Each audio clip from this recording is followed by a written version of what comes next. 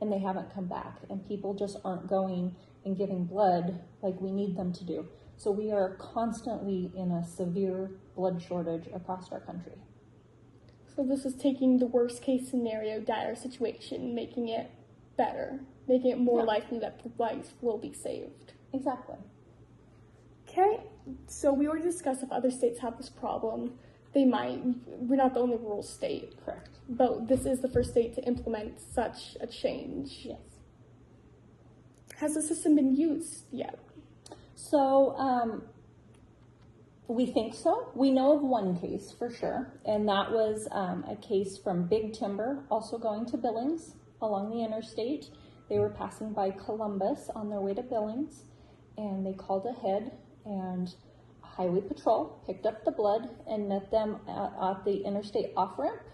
So the ambulance, as they were driving by, exited the interstate, picked up the blood from Highway Patrol, got right back on the interstate, and kept going to Billings and gave the patient blood for their GI bleed. So it worked beautifully. We know it works. We also admit that we know a big area that we need to improve on is evaluation of this project. So we're currently working on better evaluation so that if people do use this, we are notified and we can gather data, quantitative data on this. To better improve. Yes, exactly. So can any blood just be used? Can you just grab a random bag and just give it to the person? No, in this project and in this process, we only use emergent blood, which is O negative or O positive. Why only O negative or O positive? So those are the universal, the blood that can be given to anybody. And so you might be a positive or a B positive, but we can give you O blood at any time. And so we only in emergency rooms across the whole country, we start with O blood, and then once you're type and screened and we figure out exactly what your type is, we can give you cross-matched blood, meaning that we're giving you your type of blood. But emergent blood is the only type allowed in this process.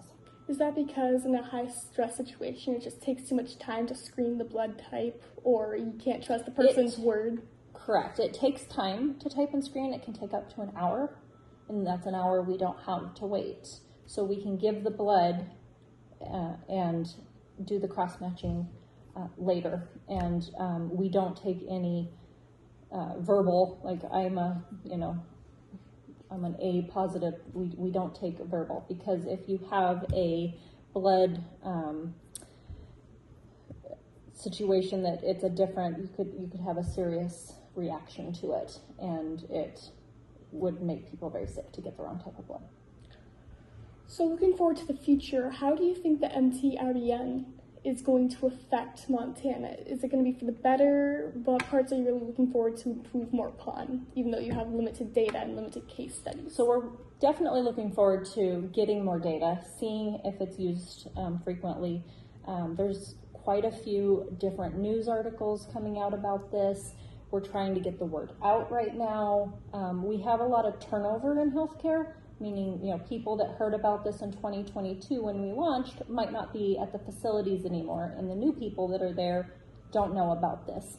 So that's been one of our biggest challenges, is just the training and the education and continually making sure that people are aware of this, and getting the Peregrine Award, giving the presentation, doing things like this really helps get the word out. And so I appreciate you interviewing me today. No problem. This is a very interesting topic. I look forward to learning more how this is used to save lives.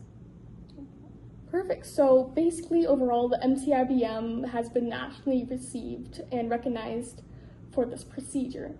It fixed a lot of issues due to rural states and blood loss and just trauma overall.